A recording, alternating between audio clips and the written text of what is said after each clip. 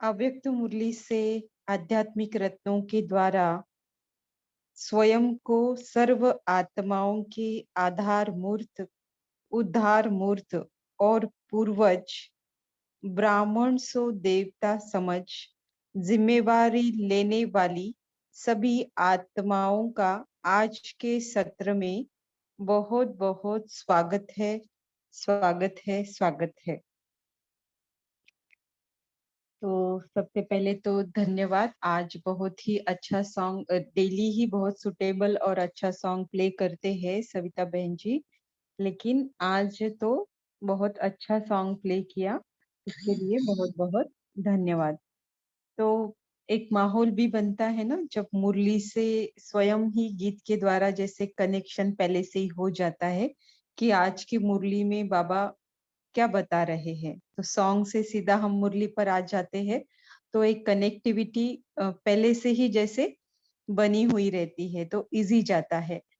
तो आज की जो मुरली है, बाबा ने बताया है हम बच्चों का इम्पोर्टेंस हमें बताया है, क्योंकि अ, होता है ना कि किसी को बहुत एनकरेज करते हैं, मोटिवेट करते हैं, उमंग उत्साह में लाते हैं, तो वह कार्य फिर जो कराने वाला होता है, जिससे भी कराने वाला होता है, वो करने वाला कैसे करता है, फिर बहुत ही उसे परफेक्शन की लेवल तक या परफेक्टली कर पाता है, राइट।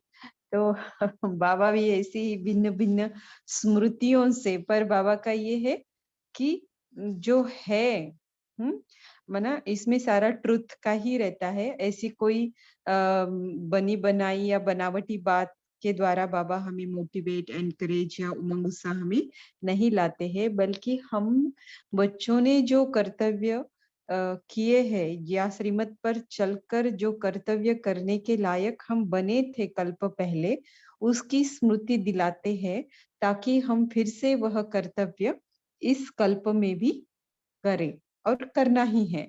जैसे दोनों ही बातें यहाँ पर बाबा बताते हैं। तो आज की जो मुरली है, जैसे वृक्ष का एग्जाम्पल देते हुए बाबा ने कहा है कि जैसे वृक्ष का जो रूट होता है, हम्म, तो उस रूट से ही सभी शाखाओं को क्या जाती है, सारा जो पानी हम डालते हैं जमीन में, तो वो रूट के द्वारा ही पूरे ब्रांचेस को, पूरे पेड़ को पहुंचती है। तो यहाँ पर भी बाबा हमें बताते हैं कि ये मनुष्य सृष्टि का हम्म, कोई भी अपना वीडियो और ऑडियो ऑन नहीं करेगा, ठीक है। तो ये डिस्टरबेंस क्रिएट करता है, कंटिन्यूटी ब्रेक करता है। तो हो सकता है कोई पॉइंट बताने से फिर माइंड से स्किप हो जाए, सुनने वालों को भी डिस्टर्ब होता है और मुझे भी डिस्टर्ब होता है। तो प्लीज आप सभी क्लास की डिसिप्लिन को बढ़ाने के लिए, मेंटेन करने के लिए सहयोग देंगे। धन्यवाद। तो बाबा ने ये वृक्ष का एग्जाम्पल देते हुए कहा है, हमारा भी क्या है, मनुष्य सृष्टि रूपी जो वृक्ष है ना। तो मनुष्य सृष्टि रूपी जो वृक्ष है, वो क्या है, माना उसके जो आधार स्तंभ है, उसके जो रूट्स है, वो कौन है, हम बच्चे हैं, ब्राह्मण बच्चे हैं, जो हम देवता बनने वाले हैं। सबसे पहले इस सृष्टि रंगमंच पर पार्ट प्ले करने के लिए हम ब्राह्मण बच्चे ही उतरे हैं, है ना। और हमारे बाद फिर ये सारे जो आए हैं, वो हमारी वंशावली ही है ना। तो जो हमने किए हैं, अच्छे कहो या बुरे कहो, जो भी कर्म किए हैं, वही दुनिया में चल रहे हैं। वो नए कहीं से सीख कर नहीं आए हैं। जो हम तमो प्रधानता की ओर बढ़ते गए, तो सारी दुनिया भी तमो प्रधानता की ओर बढ़ती गई। तो माना सभी के रूट कॉज हम ही है। तो इसे समझते हुए तो करेक्शन करना पड़े ना। तो जब हमारी तमो प्रधानता से सारी सृष्टि और प्रकृति के 5 तत्व तमो प्रधान हो गए हैं, तो हमारी ही सतो प्रधानता से पूरी सृष्टि कहो, और उसमें से जो सब समस्त आत्माएं कहो, प्रकृति के 5 तत्व कहो, वह भी सतो प्रधान बनेंगे। सेम इक्वेशन है, समो सतो प्रधान बनना है तो भी सेम इक्वेशन है, और तमो प्रधान बनते हैं तो भी सेम इक्वेशन है, उसका दोनों का रूट कॉज कौन है? हम ही है। तो बाबा यहाँ पर बता रहे हैं कि जो मनुष्य सृष्टि रूपी वृक्ष है ना, वो उल्टा समझो। आप सभी ने देखा होगा, आज मैंने अपने स्टेटस पे भी सेट किया है इसी के कारण कि आपको बता सकूं। तो जब आत्माओं का दिखाया जाता है तो उल्टा दिखाया जाता है, बाकी साकार रूप में दिखाया जाता है तो वो भी मैंने स्टेटस में सेट किया हुआ है कि कैसे हम वृक्ष के तने में बैठे हैं और बाबा को याद कर रहे। बाबा जो आकर संगम युग पर आदि सनातन देवी देवता धर्म की स्थापना कर रहे हैं, तो ये पूरे वृक्ष का आधार है। हम उस धर्म के है मना थे, है और फिर से बन रहे हैं, राइट।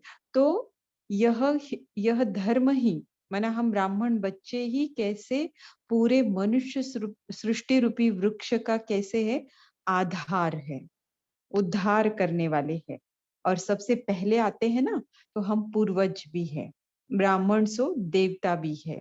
तो इस तरह से बाबा ने आज बहुत अच्छे से बताया है, हमारे श्रेष्ठ स्मृति के द्वारा हमें अपने कर्तव्य को भी याद दिलाया है। बाबा कहते हैं कि चारों ओर बच्चों को उनके विशेष दो रूप से देख रहे हैं। सभी बच्चों को देखते हुए दो रूपों से देख रहे हैं। वो कौन से दो रूप है वो हम देखेंगे। तो आज बाबा ने दो रूप से बच्चों का वर्णन किया है कि दो रूप कौन से है। फिर बाबा कहते हैं कि सृष्टि वृक्ष के चित्र में आप मूल तना मना आधार अर्थात सर्व के पूर्वज ब्राह्मण सो देवता है, सभी आत्माओं के पूर्वज है। फिर बाबा कहते हैं कि सबके पूर्वज आप ही हो। ये कैसे सिद्ध होता है? इसके कौन से तो मुख्य कारण होंगे ना, जैसे यो मैथमेटिक्स में होता है ना, थियरम को हमें प्रूव करना पड़ता है। तो ये थियरम है जैसे कि आप ही हो, लेकिन ये सिद्ध कैसे होगा? कोई तो इसके कारण होंगे ना, जिसके कारण फिर सिद्ध हो जाता है कि सबके पूर्वज हम ही है। तो इसके लिए बाबा ने बहुत सारे रीजंस बताए हैं, 4-5 तो मुख्य है। फिर बाबा ने कहा कि तना द्वारा ही सर्व शाखाओं को शक्ति प्राप्त होती है। तो आप तना हो और आप शक्तिशाली बनोगे, आप सतो प्रधान बनोगे, आप श्रेष्ठाचारी बनोगे, है ना। ये सारी बातें जब आप बनोगे तब सर्व शाखाओं को वो शक्ति क्या होगी? स्वतः ही प्राप्त होगी। तो वो 33 करोड़ जो आत्माएं हैं जो हम बाबा को पहचानने वाली है, तो हर आत्मा के पीछे कम से कम 10,000 आत्माएं जुड़ी हुई है। तो हर आत्मा का जो वृक्ष देखेंगे ना कनेक्शन में, या भक्त प्रजा जो भी है, तो वो 10,000 का मिनिमम होगा, राइट। तो इससे ज्यादा भी हो सकता है, किसी के वारिस ज्यादा होंगे, किसी की प्रजा ज्यादा होगी, किसी के भक्त ज्यादा होंगे। तो ये वृक्ष हर आत्मा का अपना अपना है, लेकिन इस वृक्ष को शक्तिशाली बनाने की हर एक आत्मा की अपनी अपनी जिम्मेवारी है ना। तो ये सारी शाखाएं जो है, तो हम आत्माओं की ही है। कोई भी आत्मा संसार में ऐसा नहीं है कि वो किसी भी ब्राह्मण आत्मा से जुड़ी हुई नहीं है। नहीं, वो सभी आत्माएं हमसे ही जुड़ी हुई है, हमारे ही वंशज है। ठीक है। तो इस तरह से बाबा ने बताया कि तना द्वारा ही सर्व शाखाओं को शक्ति प्राप्त होती है। आगे बाबा बताते हैं कि अभी इतनी बड़ी जिम्मेवारी है आपके ऊपर, कि जो कर्तव्य आपको करना है, तो आपका कोई भी कर्म साधारण व्यर्थ नहीं होना चाहिए। आप में अलबेलापन नहीं रहना चाहिए। तो इसके लिए आपको एक स्मृति अ, रखने का अटेंशन रखना पड़े। वो कौन सी स्मृति है? ये भी हम देख माना एक से ज्यादा स्मृतियां हैं, तो उस पर अगर हम अटेंशन उस स्मृति में रहेंगे तो हमारा खुद पर अटेंशन रहेगा, अलबेलापन चला जाएगा और साधारण व व्यर्थ संकल्प कर्म भी नहीं होगा, है ना। क्योंकि श्रेष्ठता की ओर हमें गाड़ी लेकर जानी है ना, तो साधारण और व्यर्थ का समय चला गया, ड्रामा प्लान अनुसार चला गया और हमारे मतलब पुरुषार्थ करने का जो समय है, अभी जो घंटी बज रही है उसके अनुसार भी चला गया। तो सब कुछ श्रेष्ठता की ओर हमें बहुत तेजी से बढ़ना पड़े। फिर लास्ट में बाबा कहते हैं कि आपकी अचीवमेंट क्या होगी? आपने इस वाली ज़िम्मेवारी को समझा, इस कर्तव्य को समझा, फिर आप अपनी ज़िम्मेवारी उठाते हुए अगर पूर्वज की पोज़ीशन में स्थित रहते हो और ऐसे स्थित रहकर आप संकल्प द्वारा प्रकृति परिवर्तन व 5 विकारों को विदाई के ऑर्डर करेंगे। प्रकृति को परिवर्तन करने का ऑर्डर और 5 विकारों को विदाई के ऑर्डर करेंगे, तो वह न माने ये हो नहीं सकता। तो सत्वप्रधान बनने का आधार क्या हुआ? पहले हमें अपने कर्तव्य की स्मृति में रहना पड़े, जिम्मेवारी लेनी पड़े, स्वयं को उस स्वमान में टिकाना पड़े, अर्थात अपनी पोजीशन में सेट होना पड़े।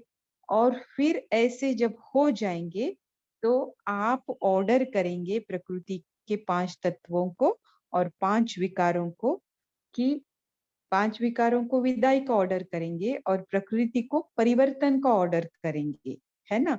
तो वो मानेंगे नहीं, ये हो नहीं सकता, क्योंकि ये अचीवमेंट है ना? आपने उस पोजीशन को प्राप्त कर लिया। अपनी अ, अ, कौन-सी?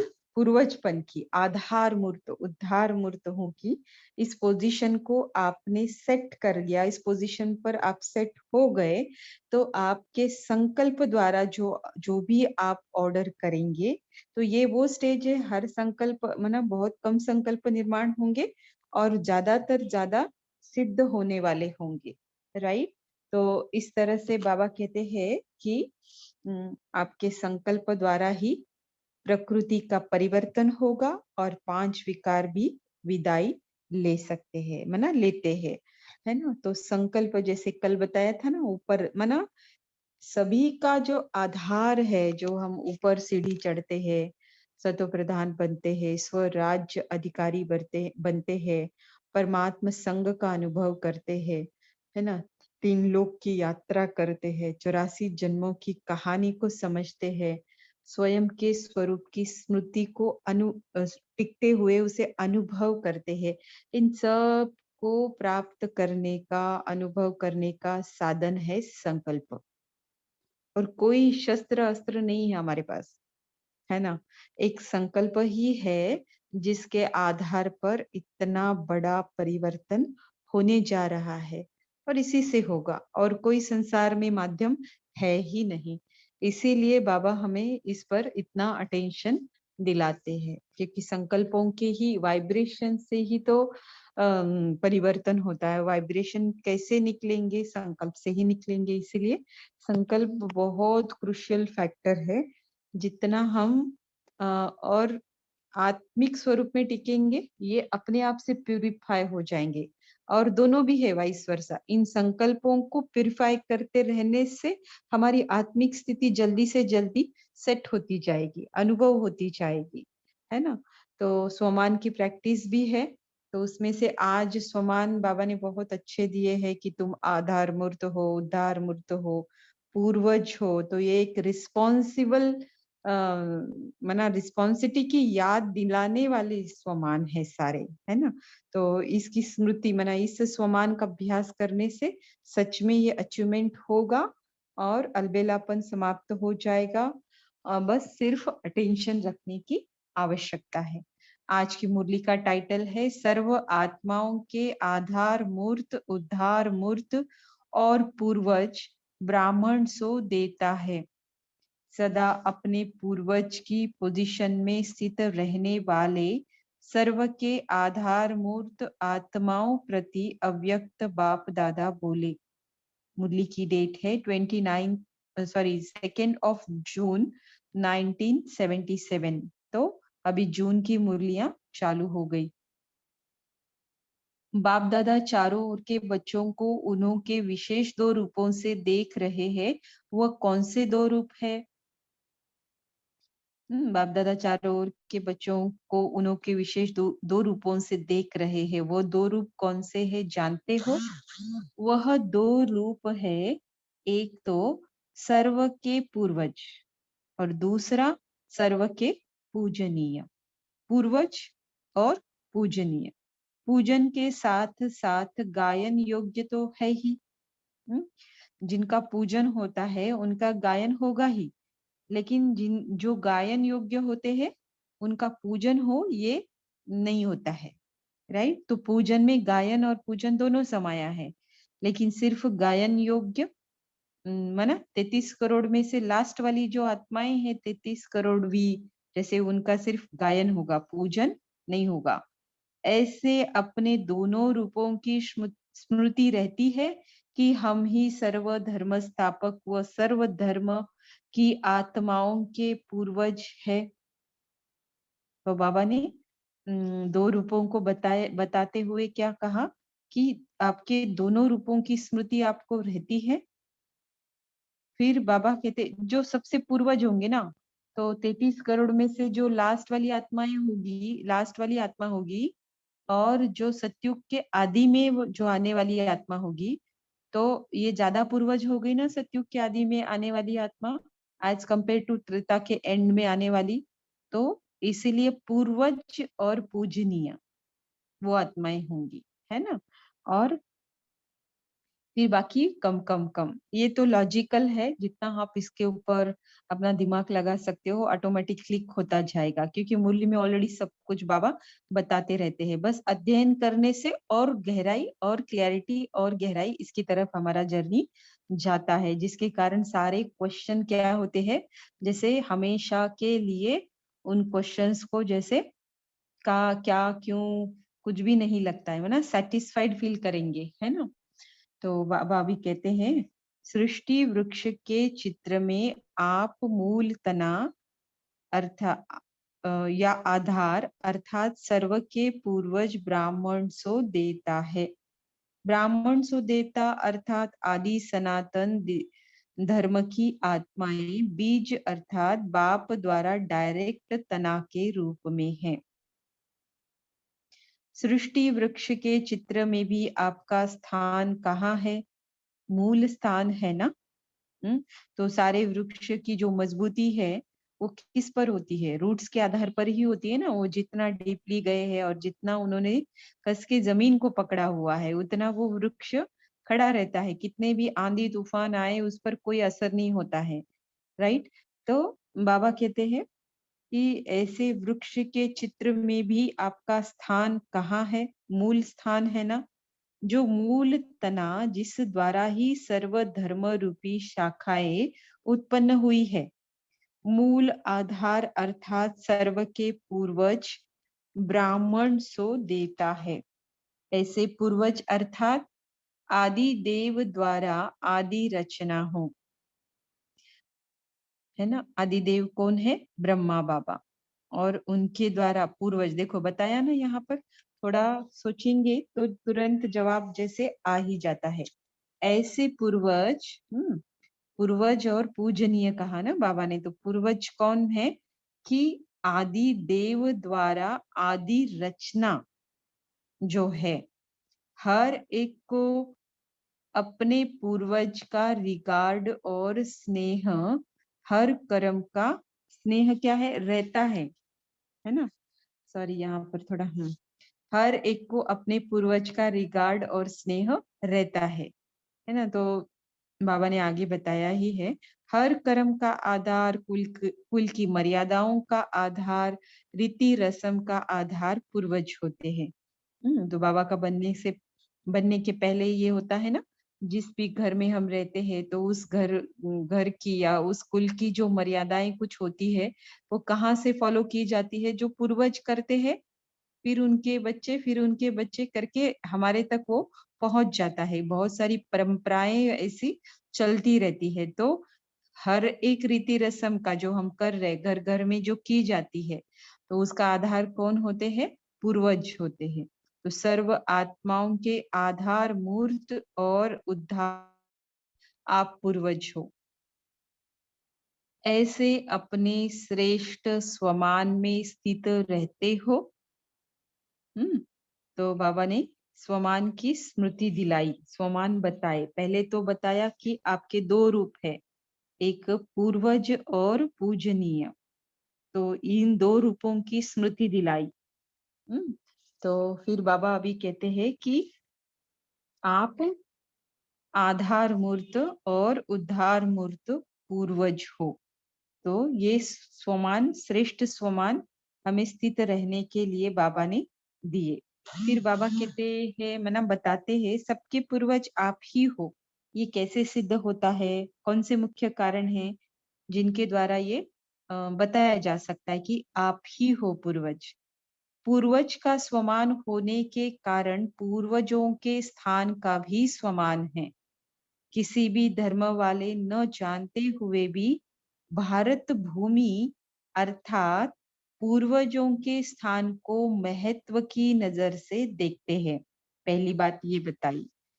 पूर, फिर अभी दूसरी बात बताते, साथ साथ सर्व महान प्राप्तियों का आधार सहज योग व किसी भी प्रकार का योग व आध्यात्मिक शक्ति की प्राप्ति का केंद्र भारत को ही मानते हैं, है ना।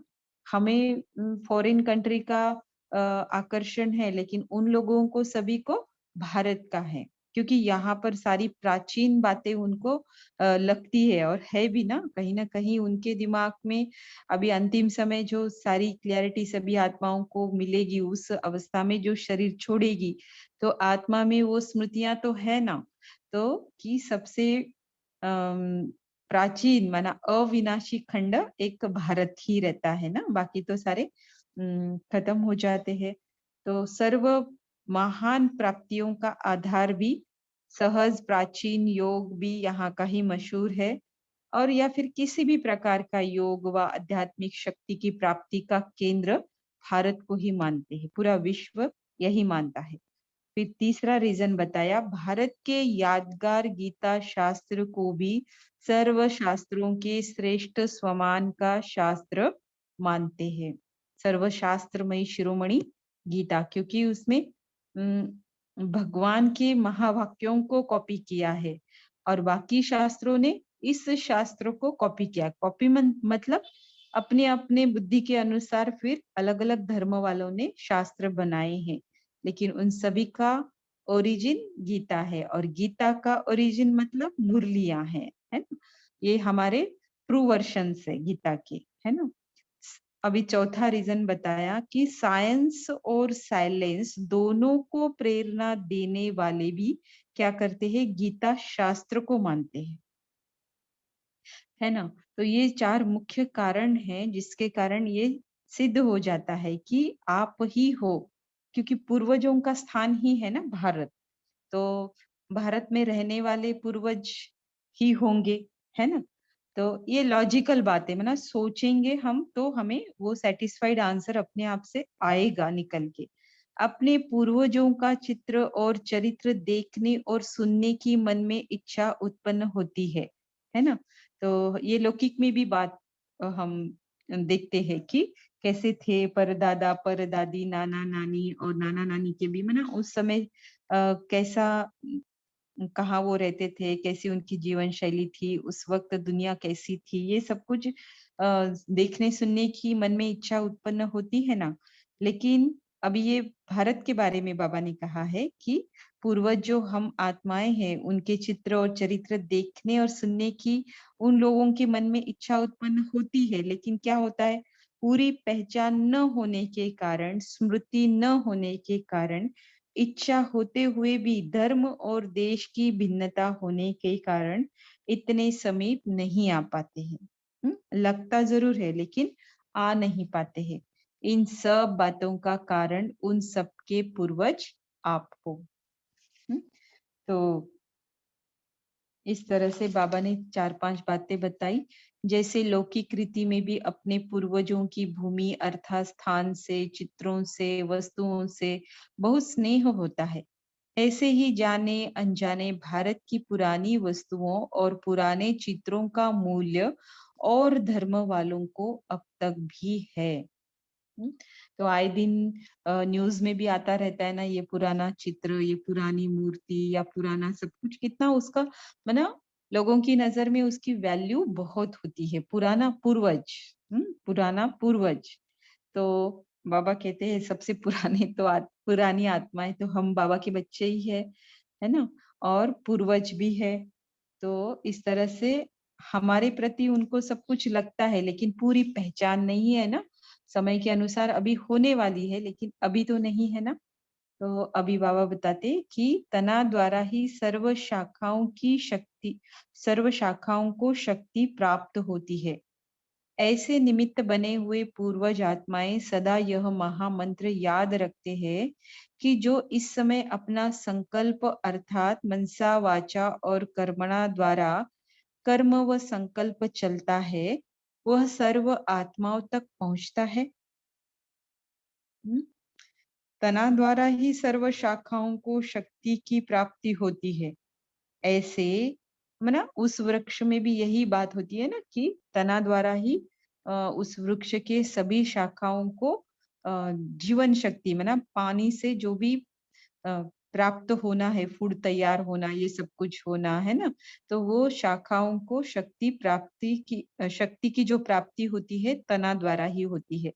तो ऐसे ही जे मनुष्य सृष्टि रूपी जो वृक्ष है उसमें भी यही बात लागू होती है। ऐसे आप आत्माओं द्वारा ही सर्व आत्माओं को श्रेष्ठ संकल्पों की शक्ति व सर्व शक्तियों की प्राप्ति ऑटोमेटिकली होती रहती है। हुँ? तो हमारे श्रेष्ठ संकल्प, शक्तिशाली संकल्प, श्रेष्ठाचारी जीवन, ये सभी आत्माओं के लिए ऑटोमेटिक सर्व शक्तियों की प्राप्ति कराता रहता है। इतना अटेंशन रहता है, चलो आपको ये बात पता चली। और लेकिन आपका सच में इतना अटेंशन रहता है खुद के कर्मों पर, संकल्प से लेकर स्थूल तक, पूर्वज को ही सब फॉलो करते हैं। तो जो संकल्प जो कर्म आप करेंगे उसको स्थूल व सूक्ष्म रूप में सब फॉलो करते हैं। बाबा ने बता दिया कि पूर्वज को ही सब फॉलो करते हैं। इतनी बड़ी जिम्मेवारी समझते हुए संकल्प व कर्म करते हो।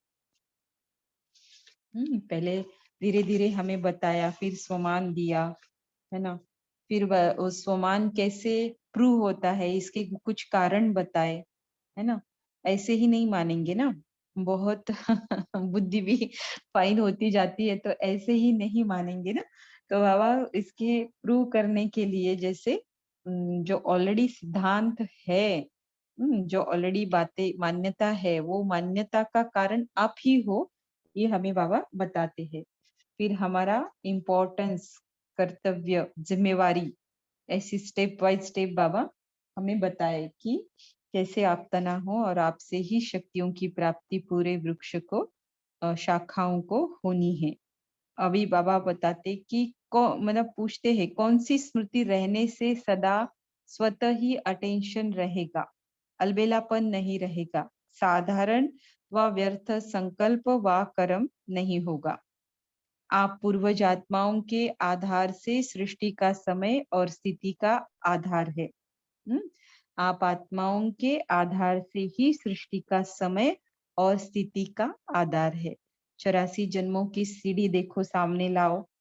जैसे आप सत्व प्रधान हैं, गोल्डन एज प्रकृति व वायुमंडल सारे विश्व का सत्व प्रधान है ना?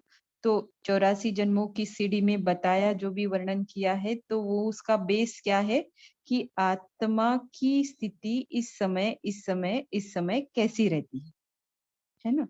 तो किसके आधार पर बताया? जो आदि में आती है वो सबसे ज्यादा सतो प्रधान आत्माएं होती है ना?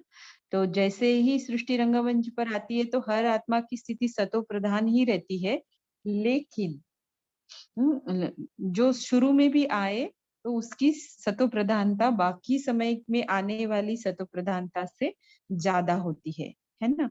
तो बाबा कहते हैं कि आप सतो प्रधान है, गोल्डन एज प्रकृति व वायुमंडल सारे विश्व का भी कैसा है फिर? सतो प्रधान है। तो समय और स्टेज का आधार, प्रकृति का आधार आप पूर्वज के ऊपर है। तो जैसे बाबा कहते हैं ना, आप जब संपूर्ण बन जाएंगे, आपकी आत्मा जब सतो प्रधान बन जाएगी तो इस शरीर में टिकेगी नहीं। फिर उसे वैसा ही चोला धारण करना पड़ेगा, प्रकृति के वैसे ही तत्वों से वो धारण करेगी, है ना। तो समय भी, हम आत्माओं का जब सतो प्रदान हो जाएगा तो पूरे सृष्टि का समय भी कैसा होगा, सतो प्रदान होगा। आपकी स्टेज और प्रकृति का आधार आप पूर्वज के ऊपर हो, तो हमारी सतो प्रधानता बाकी सबकी सतो प्रधानता स्वतः ही है। प्रकृति भी है, वायुमंडल भी है, हमारी स्टेज भी है, और समय भी कैसा होता है फिर, सतो प्रधान अर्थात बच्चा, आत्मा की स्टेज बच्चे के रूप में है ना। ऐसे नहीं समझो कि हमारे कर्म का आधार सिर्फ अपने कर्म के हिसाब से प्रारब्ध प्रति है। जो भी हम श्रेष्ठ करेंगे, कर्म करेंगे, उसकी बस श्रेष्ठ प्रारब्ध बनेगी, नहीं। लेकिन पूर्वज आत्माओं के कर्मों की प्रारब्ध स्वयं के साथ साथ सर्व आत्माओं के सृष्टि चक्र के साथ संबंधित है। हम्म सिर्फ आपके प्रारब्ध के प्रति ही नहीं है आपके कर्मों का हिसाब किताब, बल्कि सर्व आत्माओं के और सृष्टि चक्र के साथ संबंधित है।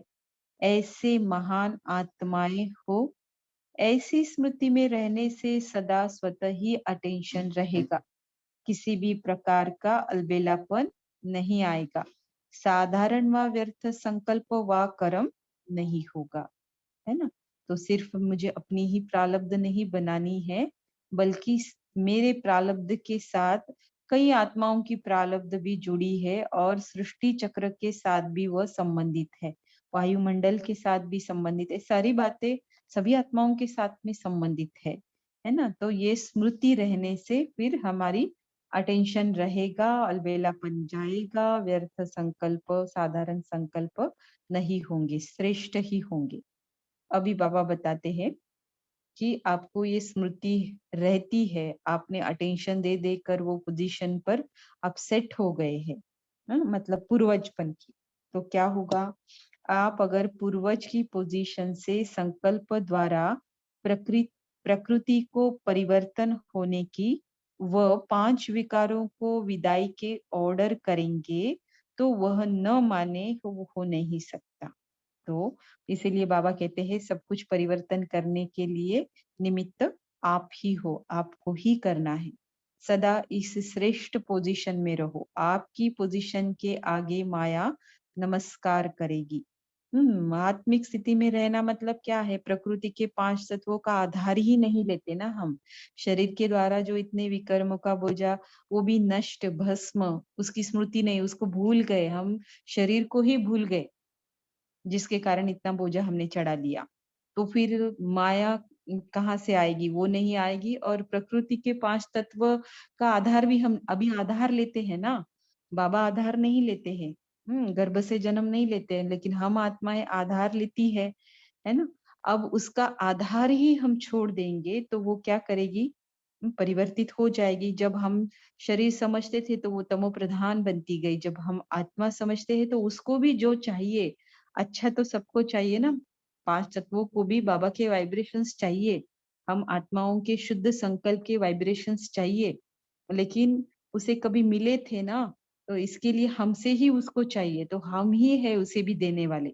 तो देखो इसीलिए भारत का वातावरण फिर भी ठीक है as compare to foreign countries. कहीं बहुत गर्मी है, कहीं बहुत ठंडी है, कहीं धूप धूप भी नहीं निकलती है, तो क्यों उन लोगों ने प्रकृति के 5 तत्वों की सेवा की ही नहीं है, नहीं किए, मतलब क्या है, देही अभिमानी स्थिति को प्राप्त नहीं किया था ना, पहले ही जाते हैं ना वो। तो इस तरह से बाबा कहते हैं कि आप अपनी पोजीशन पर सेट हो जाओगे तो माया नमस्कार करेगी, 5 विकार और 5 तत्व आपके आगे दास रूप में बन जाएंगे, और आप 5 विकारों को ऑर्डर करेंगे कि आधा कल्प के लिए विदाई ले जाओ, प्रकृति सतो प्रधान सुखदाई बन जाएगी।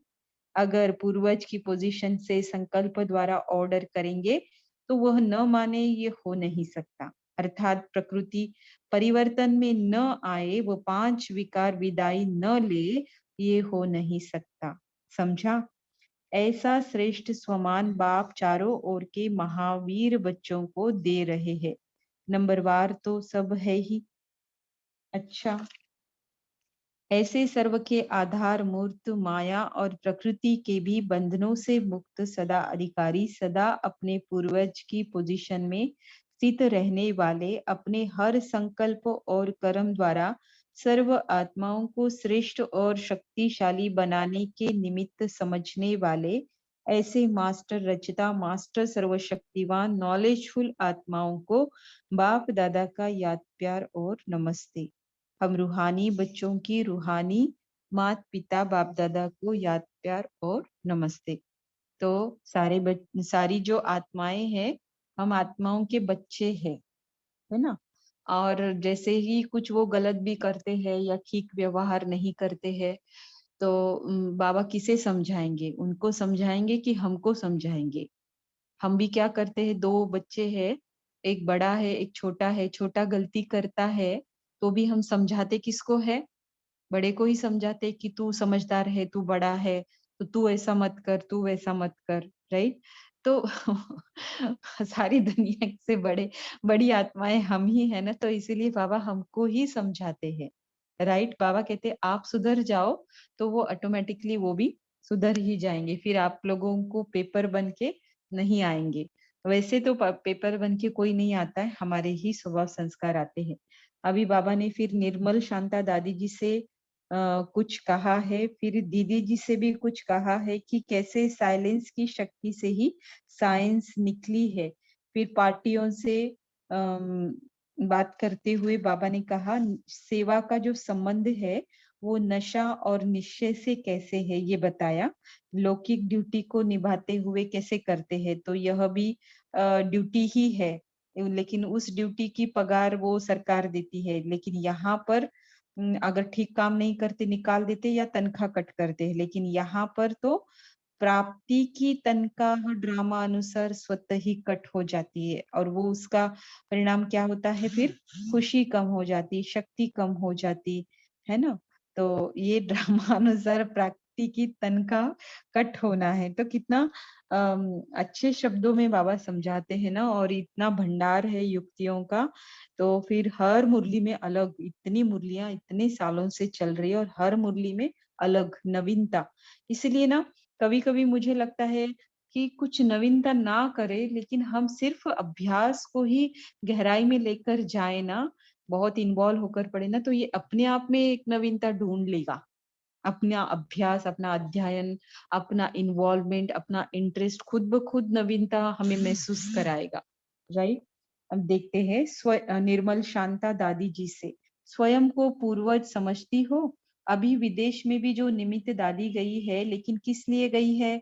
सर्व धर्म वालों को अपने पूर्वज की नजर से देखेगी, वासना आएगी, वाइब्रेशन आएगी कि यह आत्माएं हमारे संबंधी है, हमारे हैं, लेकिन कैसे है? वह जब संपर्क में आएंगे तो समझ सकेंगे, लेकिन वाइब्रेशन जरूर आएगा।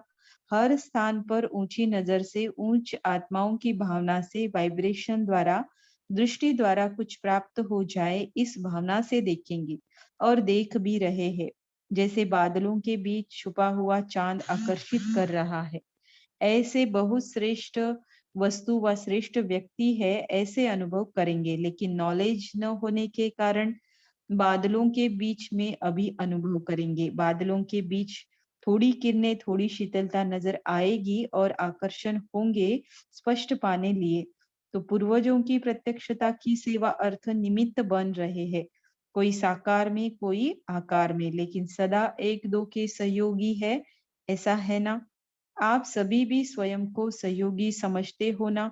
निमित्त तो एक ही बनता है, लेकिन साक्षात्कार तो शक्ति सेना का होगा कि एक का होगा। जैसे बाप द्वारा बच्चों का साक्षात्कार होता है, बच्चों द्वारा बाप का होता है, वैसे ही निमित्त एक आत्मा द्वारा सर्व सहयोगी आत्माओं का भी साक्षात्कार होता है। जैसे ये गवर्नमेंट क्या करती है, स्वतंत्र सेनानियों को अभी तक भी पेंशन देती है, क्योंकि स्वतंत्रता में उन्होंने स्वतंत्रता पाने में, भारत की स्वतंत्रता पाने में कुछ न कुछ किसी न किसी रूप में योगदान, जो भी कहो वो दिया है ना। तो फिर उनको कुछ न कुछ उसका मुआवजा सरकार देती है। तो ये भी क्या है वास्तविक में ये बात हमसे ही है ना?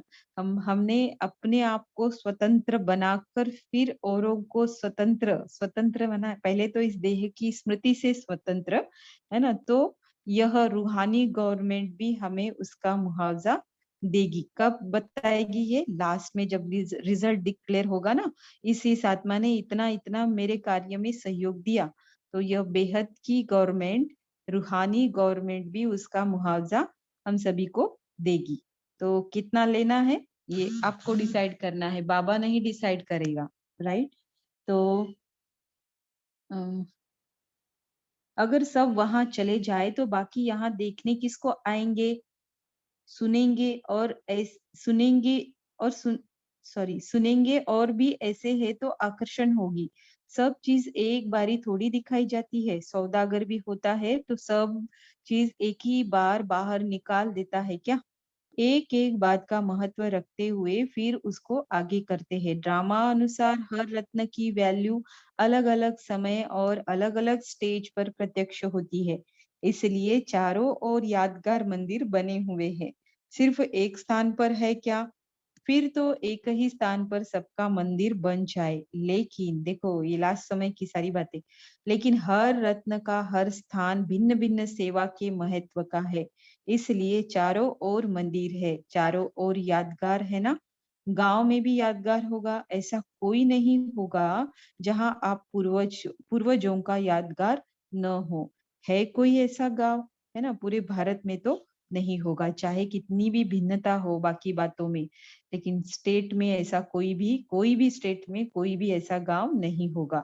अभी दीदी जी से बाबा कहते हैं, आपका विमान तेज है व दादी का, उनका विमान तो स्थूल है, और आपका वह है साइंस का विमान और आपका साइलेंस का।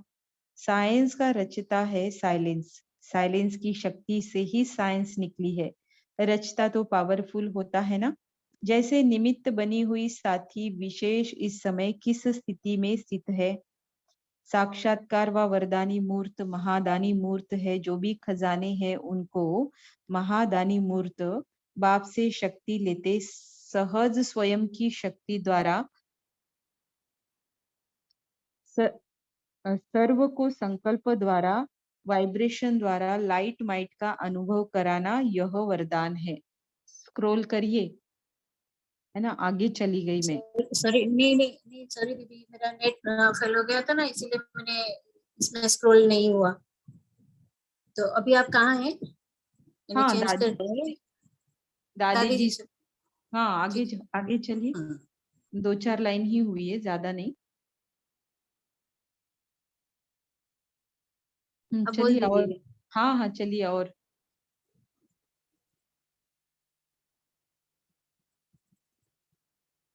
हाँ और।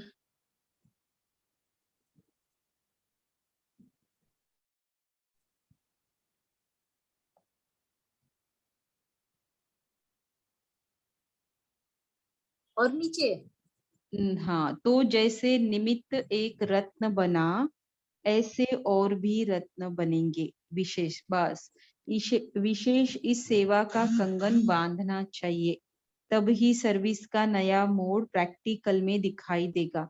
निमित्त बनी हुई आत्माएं जो पर्दे के अंदर है, वो स्टेज पर आने की हिम्मत दिखाएगी, तब तो नया मोड़ होगा।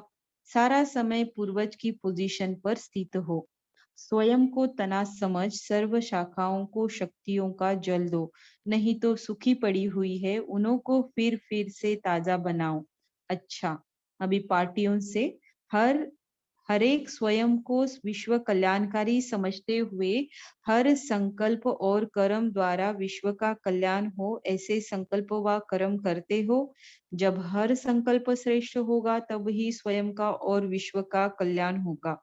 अपनी ड्यूटी सदा स्मृति में रहनी चाहिए कि मैं विश्व कल्याण की इंचार्ज हूँ। इंचार्ज अपनी ड्यूटी को नहीं भूलता। लौकिक रीति में भी कोई ड्यूटी वाला अपनी ड्यूटी को अच्छी तरह न संभाले तो उसको क्या करते हैं? निकाल देते हैं, ब्रैकेट में लिखा है। यहाँ किसी को भी निकाला नहीं जाता, लेकिन स्वतः ही निकल जाता। वहां तनख्वाह कट कर देंगे या वार्निंग देंगे, निकाल भी देंगे, लेकिन यहाँ पर अगर अपनी ड्यूटी ठीक नहीं बजाते तो ड्रामा अनुसार प्राप्ति की तनख्वाह कट ही जाती है, खुशी कम हो जाती, शक्ति कम हो जाती। स्वतः ही अनुभव करते, नामालूम खुशी कम क्यों हो गई, कारण क्या होता? किसी न किसी प्रकार से अपनी ड्यूटी यथार्थ रीति बजाते नहीं, कुछ मिस जरूर करते। तो ड्यूटी पर अच्छी तरह से लगे हुए हो, विश्व कल्याण के सिवाय और कोई संकल्प चले ये हो नहीं सकता। अगर चलता है हुई है क्या? तो अपनी ड्यूटी पर सदा कायम रहते हो कि हद की जिम्मेवारी निभाते इस अलौकिक जिम्मेवारी को भूल जाते हो? सदा यह निश्चय रहे कि मैं विश्व कल्याणकारी हूँ। जितना निश्चय उतना नशा। अगर नशा कम तो सेवा भी कम करेंगे। इसलिए सदा ड्यूटी पर एक्यूरेट रहो। जो ड्यूटी पर एक्यूरेट रहता है उसको सभी ईमानदार की नजर से देखते हैं, फेथफुल की नजर से देखते हैं ना। बाप भी समझते हैं जो एक्यूरेट अपनी सेवा में रहते हैं वही बाप के फेथफुल है। एक होता है बाप के निश्चय में पूर्ण, लेकिन बाप के निश्चय के साथ साथ सेवा में भी फेथफुल। यह भी सब्जेक्ट है ना। जैसे ज्ञान की सब्जेक्ट है वैसे सेवा की भी सब्जेक्ट है। तो इसमें फेथफुल ही नंबर आगे जा सकता, नंबर टोटल मार्क्स का होता है। लेकिन दूसरों की सेवा करते स्वयं की भी सेवा करो। ऐसे नहीं कि अपनी सेवा करते दूसरों की भूल जाओ, या दूसरों की करते अपनी भूल जाओ। दोनों का बैलेंस चाहिए, ऐसे को कहा जाता है विश्व कल्याणकारी। तो आत्मज्ञानी भी हो, लेकिन विश्व कल्याणकारी बाप द्वारा निमित्त बच्चे ही हो सकते। तो माताएं वो शक्ति से ना शक्ति रूप से सेवा में उपस्थित रहती हो। स्वयं की कमजोरी होगी तो सेवा में भी कमजोरी हो जाएगी। इसलिए शक्ति स्वरूप हो, सेवा करो, तब सफलता निकले। अपने को साधारण माता नहीं समझो, जगत माता समझो। जगत माता अर्थात विश्व कल्याणकारी। पांडव भी महावीर समझ सेवा में उपस्थित हो। महावीर मुश्किल को सहज बनाता। यादगार देखा ना, संजीवनी बूटी लाना कितना मुश्किल था, लेकिन सारा पहाड़ ही ले आया। महावीर अर्थात पहाड़ को राई बनाने वाला। ऐसे महावीर बन सेवा की स्टेज पर आओ।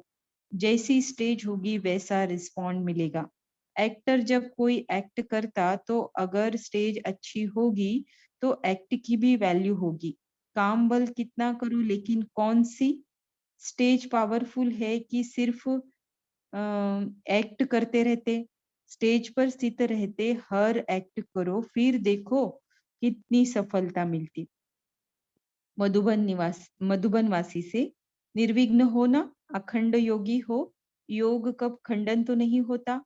जिससे प्रीत होती वह प्रीत की रीति निभाने वाले अखंड योगी होते। आजकल जो महान आत्माएं भी कहलाती है, उन्हों के नाम भी अखंड अखंडानंद है।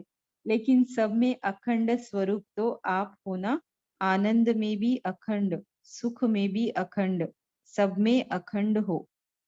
वातावरण और वाइब्रेशन का भी सहयोग है, भूमि का भी सहयोग है। तो मधुबन निवासियों के लिए सहज है, सिर्फ संग दोष में न आए। दूसरा, दूसरों के अवगुण को देखते सुनते डोंट केयर। तो इस विशेषता से अखंड योगी बन सकते। अगर कोई के संग दोष में आ जाते या अवगुण देखते तो योग खंडित होता। जो अखंड योगी नहीं वह पूज्य नहीं हो सकते। अगर योग खंडित होता तो थोड़े समय के लिए पूज्य होंगे। सदा का पूज्य बनना है ना। आधा कल्प स्वयं पूज्य स्वरूप, आधा कल्प जड़ चित्रों का पूजन, ऐसे हो। अच्छा, तो अभी हम सभी 1 मिनट अपनी पूर्वजपन की स्थिति में स्थित होकर बाबा को याद करेंगे। ओम शांति।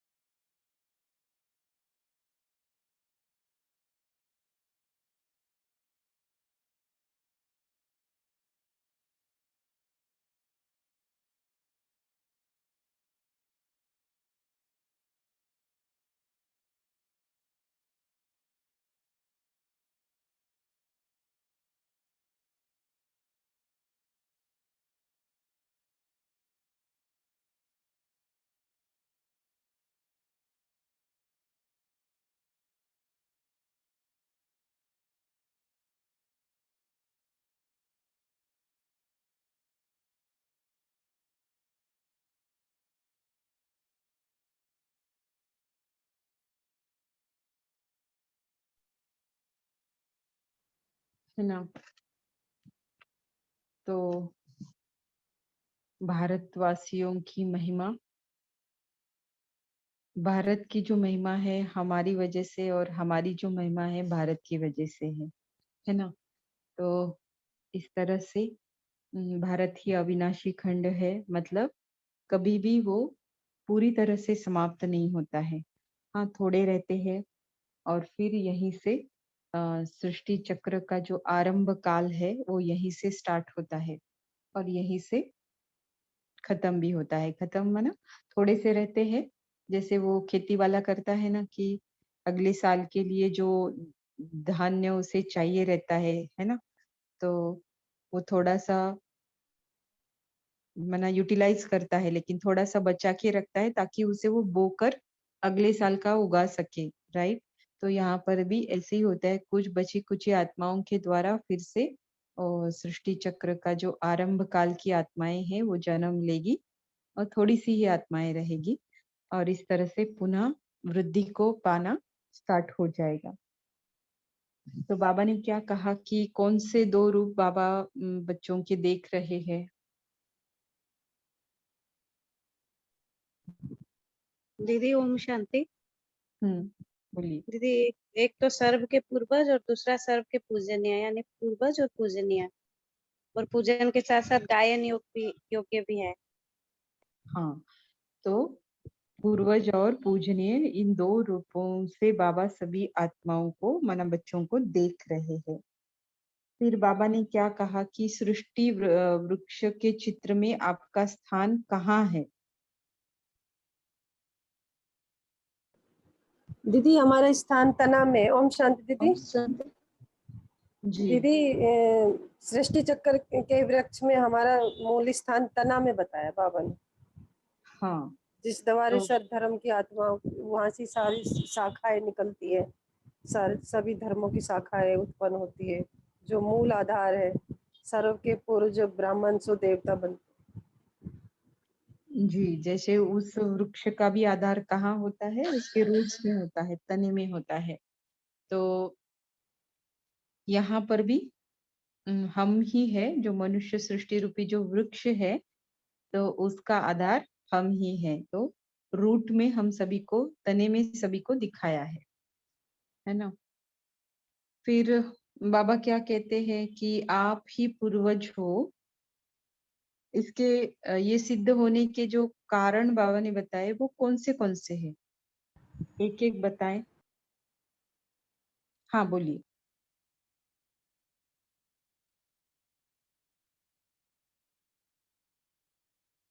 तन्वी बहन, आप बोल रहे थे ना। जी हाँ, बाबा ने बताया कि आपके पूर्वज होने में जैसे कि पूर्वजों से रीति रिवाज रस्में चलती हैं, उस प्रकार यहाँ की यादगार से ही आपका आगे का वो चलता है। ठीक है। और ओम शांति दीदी।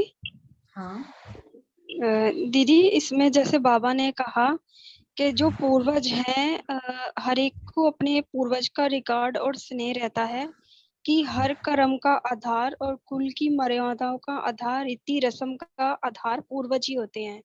तो जैसे बाबा ने ये समझाया, तो सर्व आत्माओं के आप आधार मूर्त और उद्धार मूर्त आप पूर्वज ही हो, ऐसे अपने श्रेष्ठ सम्मान में स्थित रहते हो।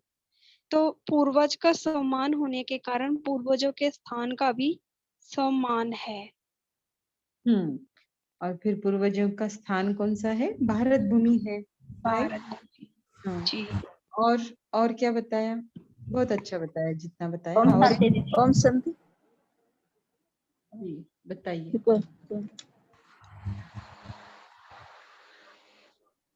ओम शांति दीदी। जो हाँ, पता है कि जो पूर्व हम जो ब्राह्मण स्वदेवता है, अर्थात आदि देवता आदि रचना है।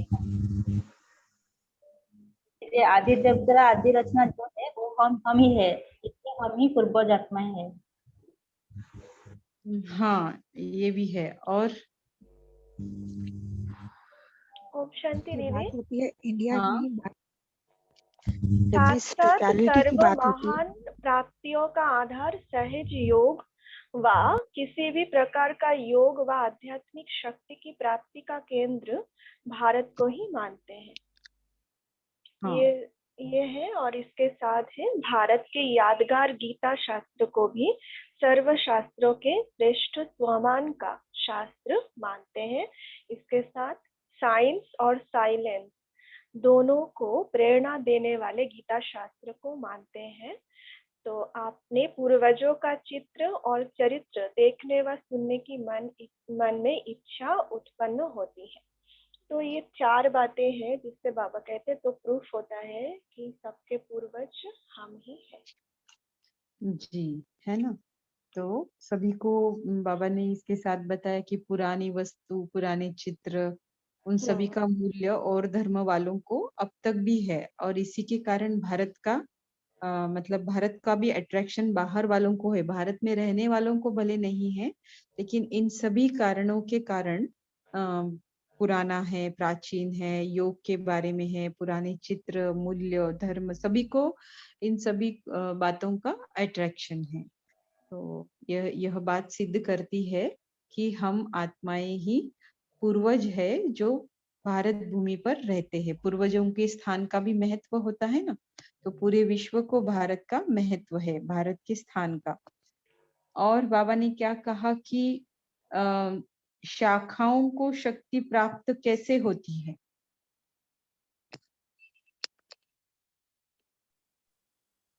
दीदी, बाबा ने हाँ कहा बोल। तना द्वारा ही सर्व शाखाओं को शक्ति प्राप्त होती है। और जैसे उस वृक्ष के लिए भी यही बात लागू होती है, तो हमारा जो वृक्ष है उसमें भी यही बात लागू होती है। तो इसे और थोड़ा सा बताइए कि कैसे बाबा ने इस वृक्ष के बारे में बताया है। दीदी मैं बताऊं? जी दीदी, इसमें बाबा ने ये कहा कि जैसे तन द्वारा ही सर्व शाखाओं को शक्ति की प्राप्ति होती है, तो ऐसे आप आत्माओं के द्वारा ही सर्व आत्माओं को श्रेष्ठ संकल्पों की शक्ति व सर्व शक्तियों की प्राप्ति ऑटोमेटिकली होती रहती है। तो तो बाबा कहते हैं कि इतना टेंशन रहता है क्या? तो पूर्वजों को ही सब फॉलो करते हैं। तो जो संकल्प, जो कर्म आप करेंगे, उसको स्थूल व सूक्ष्म रूप में सब फॉलो करते हैं। तो इतनी बड़ी जिम्मेदारी समझते हुए संकल्प व कर्म करते हो, जिससे कि आप पूर्वज आत्माओं के आधार से सृष्टि का समय और स्थिति का आधार। जी जी दीदी। बहुत अच्छा बताया सीमा बहन। अभी बाबा कौन सी स्मृतियों की बात कर रहे हैं जो रहने से, उन स्मृतियों में रहने से हमारा जो अटेंशन स्वतः ही रहेगा स्व के ऊपर, और अलबेलापन चला जाएगा और कर्म भी श्रेष्ठ होने लगेंगे। तो कौन सी स्मृतियां हैं जो? शांति हाँ ओम जी। शांति दीप। हाँ आत्मिक स्मृति यानी आत्मा होकर के, मैं आत्मा होकर के उसकी स्मृति रहने से। और मुरली के अनुसार जवाब देने। दीदी मैं बोलूं? और जो है वो पूर्वजपन की स्मृति में रहने से हमें सर्वात्म की प्राप्ति होती है। मैं भी यही बोल रही थी। ओम शांति दीदी मैं बोलूं, एक बार ट्राई कर लो। जी। तो बाबा ने कहा तो समय और स्टेज का आधार, प्रकृति का आधार आप पूर्वज के ऊपर है। ऐसे नहीं समझो कि हमारे कर्म का आधार सिर्फ अपने कर्म के हिसाब से प्रारब्ध प्रति है, लेकिन पूर्वज आत्माओं के कर्म का प्रारब्ध स्वयं के साथ साथ सर्व आत्माओं के और सृष्टि चक्र संबंधित है। ये बातें कि खुद के सिर्फ प्रारब्ध के साथ जुड़ी हुई नहीं है, हमारे साथ पूरा जो वंशावली है, साथ में सारी सृष्टि है, सभी संबंधित है हमारी प्रारब्ध के साथ साथ। इतना याद रखने से फिर वो अटेंशन, बाबा कहते स्मृति में रखने से अटेंशन रहेगा। जी है ना। तो इस स्वमान में टिकने से अटेंशन रहेगा, फिर अलबेलापन समाप्त हो जाएगा और व्यर्थ संकल्प कर्म नहीं रहेंगे, साधारण या व्यर्थ। तो यह जैसे एक विधि भी है, हमें कौन सी स्मृति रखने से हमारे कर्म स्वतः ही श्रेष्ठ होने लगेंगे। अब श्रेष्ठ कर्म विधि को अपनाया तो अचीवमेंट के बारे में क्या बताया बाबा ने? अगर आप पूर्वज की पोजीशन पर सेट हो जाते हो तो कौन सी अचीवमेंट आपको हो जाती है? बोलूं दीदी? वेट, कोई और नहीं। बताना चाहता हाँ, है तो बताइए, है ना, क्योंकि सभी को पार्टिसिपेट करना है, एक एक पॉइंट सबने बतानी चाहिए। हाँ बोलिए इंदु बहन, बोलिए। वो कहते हैं जब आप अपने उस अटेंशन रखेंगे तो आपकी पोजीशन के आगे माया नमस्कार करेगी। पांचों विकार और पांचों तत्व आपके आगे दास रूप में बन जाएंगे और आप पांचों विकारों को जब ऑर्डर करेंगे विदाई का तो वो विदाई लेंगे, आधा कल्प के लिए विदाई ले लेंगे और प्रकृति सतो प्रधान सुखदाई बन जाएगी हमारे ऑर्डर से, जब हम उस स्थिति को प्राप्त कर ले। शांति। जी, है ना। तो पोजीशन पर सेट होकर हम ये संकल्प के द्वारा ऑर्डर करेंगे तो वो मानेंगे नहीं, बाबा कहते ये हो नहीं सकता। और अभी हम क्या कर रहे हैं, यही काम हम अभी कर रहे हैं। जितना जितना हमारे अंदर सतो प्रधानता बढ़ती जाएगी तो उतना उतना मतलब ये ऑटोमेटिक होता ही जाएगा कि विकारों को आधा कल्प के लिए विदाई लेनी ही पड़ेगी और प्रकृति को भी हमसे वाइब्रेशंस मिलेंगे, वो स्वतः ही परिवर्तित होती जाएगी, वो भी सतो प्रधान बन जाएगी। तो इस तरह से माना सृष्टि का परिवर्तन हम बच्चों के द्वारा ही बाबा करा रहे हैं। अभी किसी को कोई क्वेश्चन है मुरली से तो वो पूछ सकते हैं, नहीं तो हम आगे बढ़ेंगे। और दूसरी बात है, इस हफ्ते के लिए तो नाम आ चुके हैं मुरली पढ़ने के लिए, लेकिन नेक्स्ट वीक के लिए किसी को नाम देना है तो दे सकते हैं। 3 नाम, जैसे ही मुझे फर्स्ट कम जिसका पहले नाम आएगा उसको पहले चांस मिलेगा, चाहे भाई हो चाहे बहन हो, ठीक है। जिन्होंने अभी सेकेंड राउंड चल रहा है ना हमारा, ये जिन्होंने अभी अभी चांस लिया है वो थोड़ा रुक जाए, लेकिन फिर सभी का होने के बाद फिर से थर्ड टर्न भी हमारा चालू हो ही जाएगा। लेकिन सभी को एक न एक बार पढ़नी है, नए हो पुराने हो, नयों को पहले चांस दिया जाएगा और सभी को एक बारी तो क्लास में मुरली पढ़नी है। ऐसा नहीं कि मैं पूछूंगी, मैं बताऊंगी, फिर आप हाँ करेंगे फिर, है ना। तो जरूर जरूर आप मुझे मैसेज करना अलग से, ठीक है। अभी हम साकार मुरली की ओर बढ़ते हैं।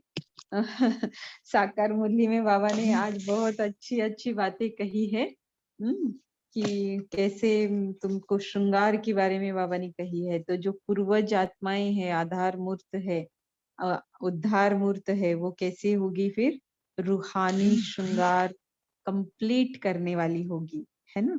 कंप्लीटली उसी पर उनका फोकस रहेगा, ना कि जिस्मानी श्रृंगार के ऊपर। बाबा जिसके लिए दीदी मना भी करते हैं। हाँ बोलिए। दीदी, बाबा ने ये भी कहा है ना, तुम तो सबको रोने से बचाने वाले हो, तो तुमको खुद को रोना भी नहीं है। यस यस, है ना। और क्या क्या कहा जो हमारी मुरली से मैच करता है। बोलिए। आज दोनों मुरली महाभारत से हेडिंग लाइन मैच कर रहा है। जब हम ब्राह्मण को देवता आत्माएं जब रूहानी पंडे बन याद की यात्रा में रहेंगे और याद की यात्रा में याद की यात्रा करेंगे और कराएंगे और गृहस्थ व्यवहार संभालते हुए कमल पुष्प समान न्यारा प्यारा रहेंगे, तभी सभी आत्माओं को उसके आधार मूलक, उद्धार मूलक और पूर्वज बन। ओम शांति। हाँ, पूर्वजपन का कर्तव्य निभा पाएंगे। करेक्ट, बहुत अच्छा। दीदी हमारे पास कार्य व्यवहार में तंग नहीं होना है क्योंकि हम लोग पूर्वज आत्मा है। हाँ, है ना, सभी छोटी है, हम बड़े हैं। बहुत अच्छा। सुनीता बहन बताइए।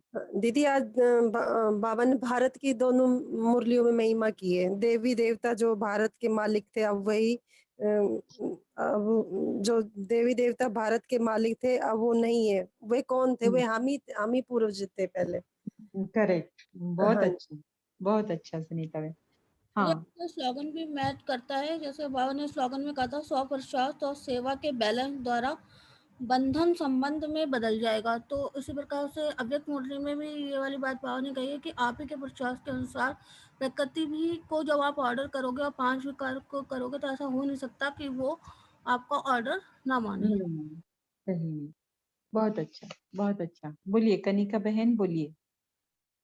बाबा ने आज अव्यक्त मुरली में बोला, ब्राह्मण शो देवता अर्थात आदि सनातन धर्म की आत्माएं बीज अर्थात बाप द्वारा डायरेक्ट तना अर्थात कांड के रूप में है। और साकार बनी में बाबा समझाते हैं जे देखो देवी देवता जो भारत के मालिक थे अब नहीं है। तुम जानते हो हम ही सत्ययुगी सूर्यवंशी घराना के मालिक थे, अब स्थिति आई है ना। तब बाबा आया हुआ है हम बच्चों को राज्य भाग्य व वर्षा देने के लिए, किस जन्मों की विश्व का मालिक बनाने। ओम शांति दीदी। जी जी, बहुत अच्छा बताया कनिका बहन जी, आपने बहुत अच्छी पॉइंट बताई और बहुत अच्छे से भी बताई, राइट। और क्या बताया? थैंक यू दीदी। ऐसे ही देखो नए नए लोग पार्टिसिपेट कर रहे हैं, तो जो बाकी है ना, जो पहले करते थे अभी से बिल्कुल छोड़ दिया, ऐसे भी नहीं करना है कि नयों को चांस दे, नहीं नयों को चांस देना है, लेकिन इसका मतलब ये नहीं कि जी। और एक पॉइंट बताएंगे? हाँ जी बताइए। दीदी बाबा ने कहा जे महान प्राप्तियों का आधार सहज योग, किसी भी प्रकार का योग व आध्यात्मिक शक्ति की प्राप्ति का केंद्र ये भारत भूमि को सभी मानते हैं। और साकार मूल्य में बाज कहा वो दुनिया जो अमेरिका रशिया है ना, वो बाहुबल वाले विश्व की बादशाही ले ना सके, और हम जो बल से विश्व के मालिक बनते हैं। हमारा है अहिंसा परमो धर्मो देवी देवता धर्म। बहुत अच्छा, वेरी गुड, है ना। और क्या कहा बाबा ने? और कौन? ओम शांति दीदी। हाँ बोलिए। जैसे बाबा ने आज बोले कि तुम भारत में अभी जो तुम्हारा दूसरा जन्म होगा तो फिर भारत में ही होगा। तुम अभी बेगर बन गए हो, लेकिन बेगर टू प्रिंस अभी तुम्हें बनना है। जैसे सोने की चम्मच से जैसे दूध पिएंगे, ऐसे बाबा ने आज बोला। और जैसे कैसे हम 16 कला से 14 कला फिर 12 कला बन जाते हैं, फिर तमो प्रधान बनते जाते हैं, दिन प्रतिदिन सीढ़ी कैसे नीचे उतरते रहते हैं, ये सारा भी आज साकार मूल्य में भी आया है। जैसे ये भारत की सारी महिमा है, लेकिन अभी जैसे किसी को ये सारी चीजों को पता नहीं, क्योंकि वो सब समझते हैं कि कलियुग की आयु अभी 40,000 वर्ष बाकी है, तो इसीलिए सारा खेल बिगड़ गया है। दीदी ऐसे ही मैं ऐसे ही बता रही हूँ, आप मुंबई में रहते हो तो पापा ने कहा है बॉम्बे में फैशन देखो तो क्या लगा पड़ा है। हाँ, बॉम्बे का नाम लिया है बाबा ने, किस बात माया नगरी भी बोलते हैं ना बॉम्बे को, तो इसलिए बाबा ने बोल दिया। हाँ, माया नगरी बोलते हैं, सबसे पहले डूबने वाली है बोलते हैं। मुंबई के बारे में कुछ ऐसे स्टेटमेंट्स बाबा के मुरली में आते रहते हैं, है ना। मनु बहन आप बोलना चाहते हैं, बोलिए।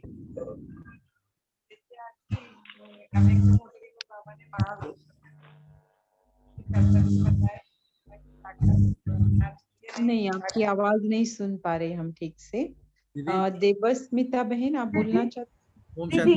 हाँ दीदी ओम शांति। बाबा आज बोले हैं जैसे आप अव्यक्त मूर्ति में बोले कि मैंने जैसे हम लोग जितना ज्यादा स्थित होते जाएंगे वैसे प्रकृति हमारी दासी होती जाएगी। और इसके लिए हम लोगों को क्या करना पड़ेगा, जितना हम लोग न्यारा और प्यारा रहेंगे, जैसे बाबा वरदान में आज बोले हैं साकार मूल्य में, न्यारा और प्यारा रहेंगे तो हम लोगों को वो सहज योग हो जाएगा। मुझे आपका वो पॉइंट बहुत अच्छा लगा आज, जो आत्मिक स्वरूप में स्थित होंगे जितना हम लोग, तो आप जैसे बोले कि शरीर का भान नहीं रहेगा तो हम लोग शक्तिशाली बनते जाएंगे जब आत्मा का भान रहेगा। तो उसी प्रकार से जितना हम लोग इस शरीर से न्यारा और प्यारा मेन तो शरीर से ही ज्यादा और मन से ही ज्यादा ही हमारा तन मन से ही ज्यादा पेपर आता है। तो इसलिए इससे जितना ज्यादा हम लोग न्यारा और बाबा से प्यारा संबंध बनाएंगे उतना सहज योग हो जाएगा हमारे लिए, तकलीफ नहीं होगी, कुछ भी नहीं होगी। करेक्ट, ये ना कॉन्सेप्ट, ज्ञान का कॉन्सेप्ट यही है। और एक बहुत सुंदर पॉइंट आज आया है, जैसे बाबा सतयुग का नाम ज्ञान की राजधानी बोले हैं। हाँ, अच्छा, बहुत अच्छा है ना, ऐसा नया टाइटल है ना, ज्ञान की राजधानी। बहुत अच्छा। वैजंती बहन आप बहुत दिन से अभी ज्वाइन कर रहे हो, बहुत अच्छा लग रहा है। साकार मूल्य के पॉइंट आपको शेयर करनी चाहिए, है ना। बोलू? हाँ बोलिए। जैसे आज बाबा ने अव्यक्त मुरली में महावीर की बात 2-3 बार जिक्र करी ना, तो आज बाबा ने साकार मुरली में भी एक महावीर की बात बोली थी कि ये दुनिया बहुत गंदी है, तुमको यहाँ से निकलना है और महावीर महावीरनिया बनना है। ये बात भी आज की मैच हो रही है। जी, है ना। तो और एक लास्ट पॉइंट। दीदी बाबा ने बोला कि पूर्वज आत्मा जो है वो है चक्रवर्ती राजा बनने वाली आत्मा। चक्रवर्ती अच्छा। राजा साकार मुरली में है, पूर्वज आत्मा है अव्यक्त मुरली में। है ना। तो आज की साकार, हाँ बोलिए। औसन दीदी आज माताओं के बारे में बाबा जो बोले, और साकार मुरली में है अपने घर गृहस्थ में रहते हुए धंधा धरी करते हुए और फिर गुप्त यात्रा पर रहो। तो अव्यक्त मुरली में जो माताओं के लिए बाबा ने बोले, माताएं वो शक्ति सेना शक्ति रूप में सेवा में उपस्थित रहती हो, स्वयं की कमजोरी होगी तो सेवा में भी कमजोरी हो जाएगी। आप शक्ति सेना हो तो इसीलिए शक्ति स्वरूप में सेवा करो तो सफलता निकले। तो अपने को साधारण माता नहीं समझो, जगत माता समझो। जगत माता की अर्थात है विश्व कल्याणकारी। जी, बाबा ने बहुत अच्छा। तो दिव्या बहन आपको भी पार्टिसिपेट करना है, प्रतीक्षा बहन, सारी जो पुरानी बहनें हैं वो फिर से स्टार्ट कर सकती है। भाई लोग तो कोई बोलते नहीं है। पवन भाई जी भी आज से है। बाबा ने आज ये भी ब्रह्मा द्वारा पतित से पावन बनाते हैं, तो उस वाली मुरली में भी आया था कि ब्रह्मा द्वारा जो है ना, आदिदेव ब्रह्मा द्वारा रचना रचते हैं। जी, है ना। तो पार्टिसिपेशन नए लोग कर रहे, देखो जब क्लास स्टार्ट हुई थी ओम शांति दीदी। हाँ दीदी आज बाबा ने बोला कि अभी जो मनुष्य है वो जो है नींद में सोए हैं, कुंभकर्ण की नींद में सोए हुए हैं। तो अभी जो है जो जागेगा उसी को ही स्वर्ग का राजा ही मिलेगा, और जो सोए रहेगा उसको धर्मराज के दरवाजे में सजा भोगने पड़ेंगे। यस, है ना। तो अज्ञान वालों के लिए नहीं है ये, ज्ञान मिलकर जो सोते हैं ना उनके लिए है। वो अज्ञानियों का तो बात ही नहीं है कुछ, है ना। तो हाँ सुस्मिता बहन आप बताइएगा कि थोड़ी सी भारत की महिमा में जो पंक्तियां आपने बताई थी, तो प्लीज हम सभी को एक बार सुनाइए। तो फिर हमारा स्टार्टिंग भी भारत की महिमा से हुआ, भारत की महिमा के सॉन्ग से, और अभी हमारा क्लास का एंड भी भारत की महिमा की पंक्तियों से ही होगा। तो आप सुना सकते हैं, बहुत अच्छा है, सुनाएंगे तो। दीदी भारत की महिमा के पहले एक मैं भाइयों की महिमा सुना दूं, साकार मुरली के साथ मैच कर रहा है एक पॉइंट। हाँ जी जरूर। अच्छा, तो अव्यक्तवाणी में बाबा कह रहे कि पांडव भी महावीर है, महावीर मुश्किल को सहज बनाते हैं। और साकार मूल्य बाबा कहते हैं कि देवताएं पावन थे, वो पतित होते हैं जिनकी निशानियां जगन्नाथपुरी में है। अब हम तो उन सब बातों से निकल परिस्तान में जाते हैं, इसमें बड़ी हिम्मत और महावीर बना चाहिए। तो अभी हम भारत की महिमा सुनेंगे। भारत ये शब्द दो शब्द की संधि है, कॉम्बिनेशन। तो भारत इज इक्वल टू भा प्लस रत। तो भा माना प्रकाश और रत माना निरंतर। तो भारत माना सदा प्रकाशित। भारत शब्द का अर्थ है वह खंड जो सदा प्रकाशित है। भारत से ही सारे विश्व को रोशनी मिलती है। भारत देश की महिमा में बताते कि विश्व इतिहास में तथा वर्तमान में भी जिसका नाम बड़े गौरव के साथ लिया जाता है, ऐसा 3.28 मिलियन वर्ग किलोमीटर में फैला हुआ एक महान राष्ट्र, जिसके तीन तरफ विशाल समुद्र है और उत्तर में आसमान को छूती हुई विश्व की सबसे ऊंची पर्वतमाला है। ये महान देश भारत है, जिसकी संस्कृति महान है, और हम सब उस देश की महिमा में गीत गाते हैं। जहाँ डाल डाल पर सोने की चिड़िया करती है बसेरा, वह भारत देश है मेरा। यहाँ 5000 साल पुरानी संस्कृति है, 325 भाषाएं और 1652 उपभाषाएं हैं, 18 आधिकारिक भाषाएं, विश्व का तीसरा नंबर का बड़ा देश, 7,516 किलोमीटर समुद्र तट, 112 करोड़ आबादी वाले इस देश के रीति रिवाज, त्योहार और यहाँ के लोग बड़े ही अद्भुत, आदरणीय और विश्ववंदनीय है। जी, है ना, बहुत अच्छा। ऐसे ही स्वयं के नशे में रहकर और स्वयं की स्मृति में रहकर शुभ अमृत वेला, शुभ रात्रि। ओम शांति।